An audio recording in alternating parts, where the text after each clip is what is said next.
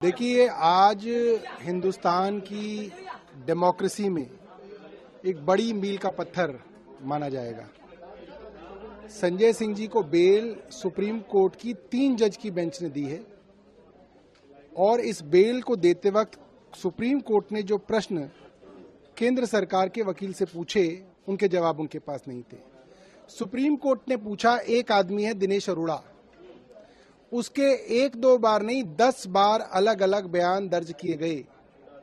10 के 10 बयानों में उसने संजय सिंह का कोई जिक्र नहीं किया। आपने उसको अरेस्ट किया, उसको सरकारी गवाह बनाया, फिर आपने उसको दोबारा अरेस्ट कर लिया और फिर आप उसका एक 11वां बयान लेते हैं जिसमें वो संजय सिंह के विरोध में एक गोलमोल स्टेटमेंट दे देते हैं।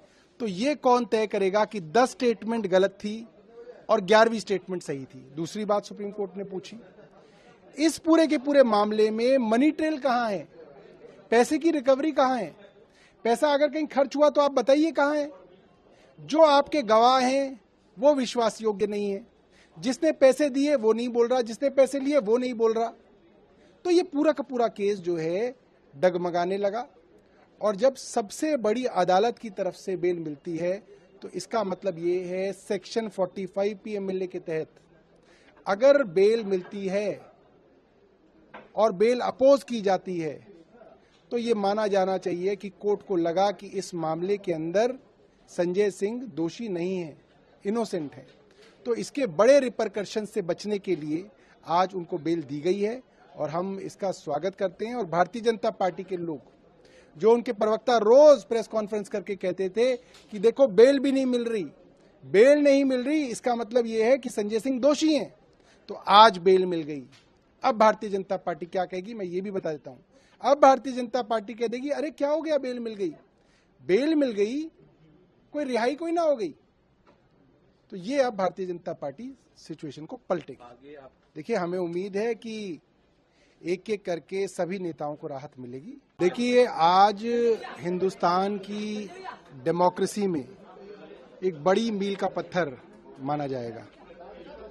संजय सिंह जी को बेल सुप्रीम कोर्ट की 3 जज की बेंच ने दी है और इस बेल को देते वक्त सुप्रीम कोर्ट ने जो प्रश्न केंद्र सरकार के वकील से पूछे, उनके जवाब उनके पास नहीं थे। सुप्रीम कोर्ट ने पूछा, एक आदमी है दिनेश अरोड़ा, उसके 1-2 बार नहीं 10 बार अलग अलग बयान दर्ज किए गए। 10 के 10 बयानों में उसने संजय सिंह का कोई जिक्र नहीं किया। आपने उसको अरेस्ट किया, उसको सरकारी गवाह बनाया, फिर आपने उसको दोबारा अरेस्ट कर लिया और फिर आप उसका एक 11वां बयान लेते हैं जिसमें वो संजय सिंह के विरोध में एक गोलमोल स्टेटमेंट दे देते हैं। तो ये कौन तय करेगा कि 10 स्टेटमेंट गलत थी और 11वीं स्टेटमेंट सही थी? दूसरी बात सुप्रीम कोर्ट ने पूछी, इस पूरे के पूरे मामले में मनी ट्रेल कहां है? पैसे की रिकवरी कहां है? पैसा अगर कहीं खर्च हुआ तो आप बताइए कहां है? जो आपके गवाह हैं वो विश्वास योग्य नहीं है। जिसने पैसे दिए वो नहीं बोल रहा, जिसने पैसे लिए वो नहीं बोल रहा। तो ये पूरा का पूरा केस जो है डगमगाने लगा और जब सबसे बड़ी अदालत की तरफ से बेल मिलती है तो इसका मतलब ये है सेक्शन 45 PMLA के तहत अगर बेल मिलती है और बेल अपोज की जाती है तो ये माना जाना चाहिए कि कोर्ट को लगा कि इस मामले के अंदर संजय सिंह दोषी नहीं है, इनोसेंट है।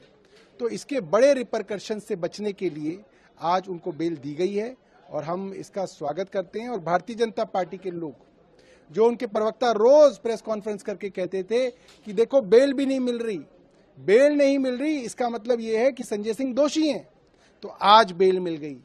अब भारतीय जनता पार्टी क्या कहेगी मैं ये भी बता देता हूं। अब भारतीय जनता पार्टी कह देगी, अरे क्या हो गया, बेल मिल गई, बेल मिल गई, कोई रिहाई कोई ना हो गई। तो ये अब भारतीय जनता पार्टी सिचुएशन को पलटेगी। देखिए, हमें उम्मीद है कि एक एक करके सभी नेताओं को राहत मिलेगी। अगर आप ये वीडियो YouTube पर देख रहे हैं तो हमारे चैनल को सब्सक्राइब करें और बेल आइकन को दबाना ना भूलें। अगर आप Facebook पर ये वीडियो देख रहे हैं तो हमारे पेज को लाइक करें।